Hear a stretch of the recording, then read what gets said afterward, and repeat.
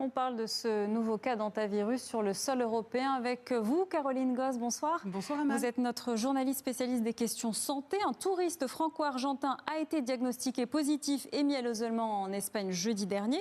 Il avait voyagé en France au mois de juillet. Les autorités sanitaires françaises ont donné ce vendredi plus de précisions et émis leurs recommandations.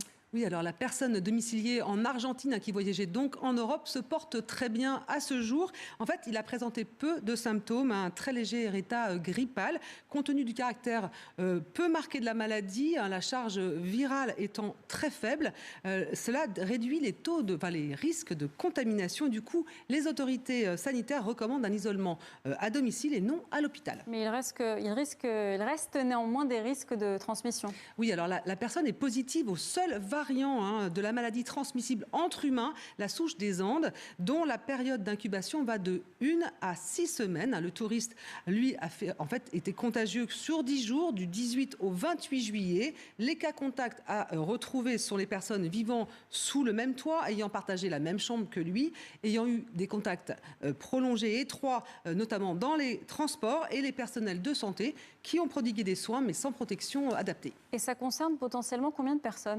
C'est là où est le problème, parce que le touriste s'est un petit peu promené en France. Il s'est déplacé en Normandie, mais aussi en région parisienne, 12 millions d'habitants tout de même, en Nouvelle-Aquitaine dans le sud-ouest de la France, et puis en Galice, en Espagne, où il est actuellement à l'isolement avec sa famille. Un parcours à retracer très méticuleusement, afin d'identifier donc les éventuels cas contacts. Potentiellement, cela concerne plusieurs dizaines de personnes à retrouver. Est-ce qu'il y a un rapport avec l'épidémie du mois de mai dernier qui avait affolé la planète ? Alors, selon le ministre de la Santé, il s'agit d'un cas isolé avec un virus à circulation diffuse. Et non, il n'y a aucun lien avec les patients du MV Hondius, ce navire de croisière parti d'Argentine et dérouté au large des Canaries, sur lequel 12 cas confirmés étaient détectés parmi les 150 passagers de 23 nationalités différentes. Au total, 650 cas contacts à l'isolement et 3 personnes décédées.